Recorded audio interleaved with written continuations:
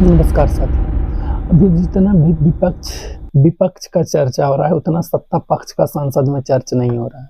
जितना चर्चा विपक्ष लोग के हो रहा है, राहुल गांधी क्या कमाल के भाषण दिए उतना देर में, उतना में बीजेपी 10 साल जितना आज चिल्लाया था, जितना अब भी चिल्लाता है, उतना कभी भी नहीं चिल्लाता था। 10 साल में कभी मौका नहीं दिया था विपक्ष वाले। आज विपक्ष राहुल गांधी इतना मतलब गजब का भाषण दिए है ना, इतना गजब का भाषण दिए हैं कि इतना सत्ता पक्ष के जितना लोग थे, मोदी के साथ साथ सबको, कभी अमित शाह, कभी राजनाथ सिंह, कभी ये वो सब मतलब खड़ा होता था। जितना बीजेपी के नेता है सब संसद में खड़ा होकर मतलब विरोध करना शुरू कर देता था राहुल गांधी जब भी बोलते हैं तो। इसीलिए विपक्ष के लोग अब बहुत मजबूत हो गए हैं। और एनडीए वाले धीरे धीरे, ऐसे तो एनडीए वाले नहीं थे, 10 साल से कोई एनडीए वगैरह वाला नहीं थे, वो खाली बस बीजेपी थे, मोदी मोदी मोदी। एनडीए तो नाम भी नहीं सुनते थे, लेकिन इस बार हम लोग बहुत अच्छे से नाम एनडीए के नाम सुन रहे हैं, क्योंकि इस बार बीजेपी का सुफड़ा तो हो गया है साफ।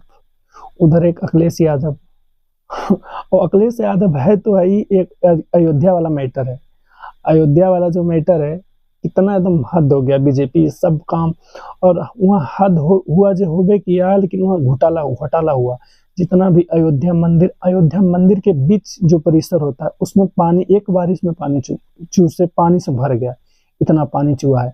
प्लस में वहाँ रोड वगैरह जो भी था, सारा रोड कहीं गहीड़, कौन अयोध्या पथ, रामपथ के नाम से जो रोड बनाया गया है, उसमें बहुत सारा घोटाला हुआ है, बहुत सारा। कभी वहाँ खबड़, कभी वहाँ किला हो गया है, पूरा एकदम उखड़ खबड़ रोड बनाया गया है। एक बारिश में वो रोड सारे खत्म हो गया है, कहीं ये हो गया तो कहीं यहाँ गड्ढा हो गया, पूरे कहीं हर मतलब कि हर तरह से वो घोटाला ही घोटाला हुआ है। इसके लिए बीजेपी के सबसे ज्यादा चिढ़ है अयोध्या को लेकर, क्योंकि अयोध्या में इतना तैयारी सज भाव, जो राम को लाए थे हम उन्हें लाएंगे। अरे यार, राम को वो नहीं लाए थे, हम लोग के राम लाए हैं।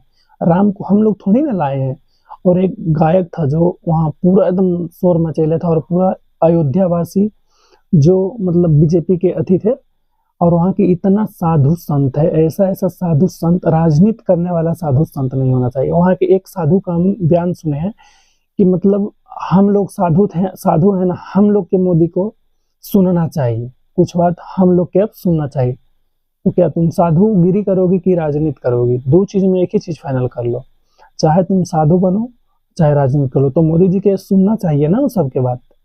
और उसके बारे में फिर बोल रहा है जो वहाँ के संसद बने उसके बारे में, क्यों इस मंथ में मर जाएंगे, ये हो जाएंगे। साधु का यही होता है कि तुम मर जाओ चाहे ये हो जाओ, ऐसा ऐसा साधु होता है। मतलब एक पक्ष तुम्हारे कहने से थोड़ी ना कोई मर जाता है।